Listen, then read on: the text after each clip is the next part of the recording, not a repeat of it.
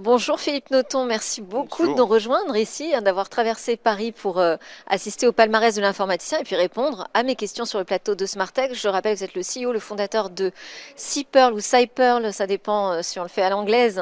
C'est encore un petit peu tôt, j'imagine, pour concourir au palmarès de l'informaticien, hein.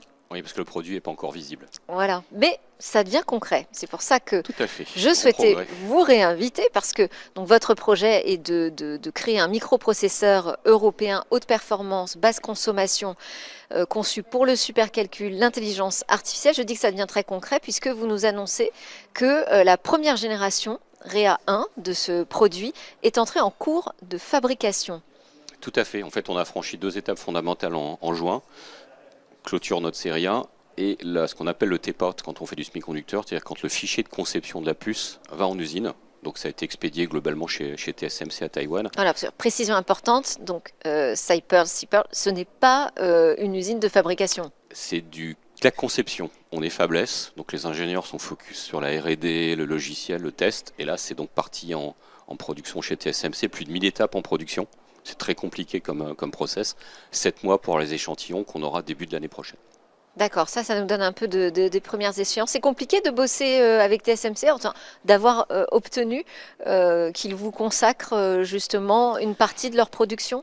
Alors c'est une fraction, là on parle pour l'instant des échantillons par rapport à ce que font d'autres gros, c'est rien. Non, TSMC a quand même une valeur qui est formidable, ils sont capables de gérer des millions de clients en même temps. Ils ont une logistique qui est juste extraordinaire. Donc la problématique c'est qu'il faut payer pour y avoir accès, forcément, Ouais.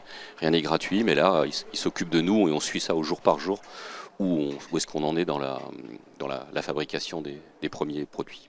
Vous avez un super t-shirt, j'ai vu Oui, en tout à arrivant. fait. Montrez-nous. Donc le sujet de la souveraineté, de l'autonomie stratégique fait partie entière de ce projet. Donc vous vantez les mérites de concevoir un microprocesseur 100% européen. C'est pas gênant si la fabrication se fait en Taïwan? À C'est Taïwan? forcément gênant, ça serait mieux de pouvoir le faire en France ou en Europe, mais aujourd'hui c'est un problème qui nous échappe, c'est très cher, on parle de plus de 30 milliards, il faudra avoir d'autres produits à mettre dessus, ça peut pas être que nous pour justifier une usine, donc on laisse les politiques, le CHIPS Act, entre autres version 2 qui est en cours de travail pour nous aider à avoir une usine à terme en Europe. C'est l'objectif à terme. En attendant, ce serait vraiment un projet totalement unique. On ne conçoit pas aujourd'hui de puce pour le supercalcul en Europe. C'est le premier, et même au sens semi-conducteur, je dirais au sens large, ce qu'on a envoyé en production en juin, c'est du jamais vu en Europe, c'est la puce la plus compliquée qui ait jamais été conçue en Europe. Pourquoi vous dites ça, la puce la plus complexe? Ça se voit en nombre de transistors, en taille de puce, de tout l'effort d'engineering, enfin de conception qu'il y a eu à faire avant. On change de génération. On a aujourd'hui les acteurs européens qui sont plutôt sur des capteurs, des composants de puissance, ce qu'on appelle des microcontrôleurs. Là, on franchit plusieurs étapes en allant directement dans le monde du supercalcul, du data center et de l'intelligence artificielle, au sens où la font les Américains, et ils la font très bien aujourd'hui. Et il a fallu s'entourer de compétences spécifiques.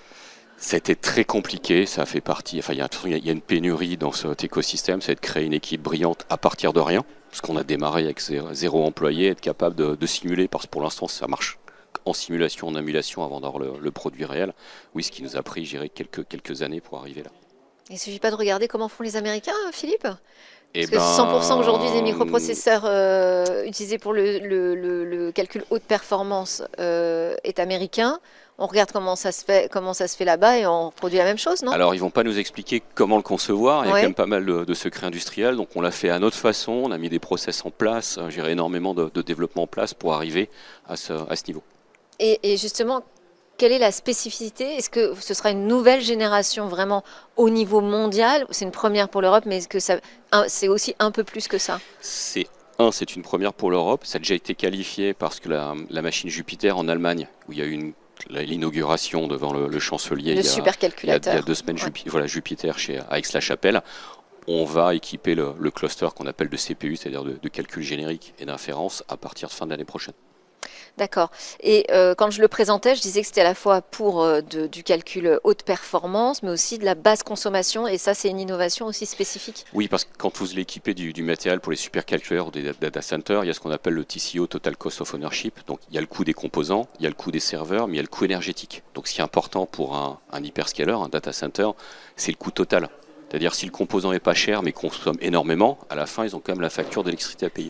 Et c'est là où les technologies qu'on a, entre autres sur base ARM, ARM, qui viennent du monde des smartphones, qui font une très bonne pénétration dans les data centers, on arrive avec des ratios énergétiques qui sont très impressionnants. Merci beaucoup Philippe Noton, CEO fondateur de Seapearl.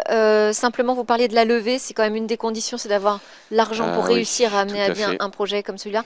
Aujourd'hui, en termes d'investisseurs, on reste européen? Eh bien non. Ben Eh voilà. bien non. Notre dernier arrivé, KT, est taïwanais. On est Bon. très content de les avoir à bord. Merci beaucoup. Merci de À m'avoir très invité. bientôt. Vous nous tenez au courant des prochaines échéances. Avec plaisir. Et là, maintenant, on va recevoir tout de suite des lauréats du palmarès de l'informaticien.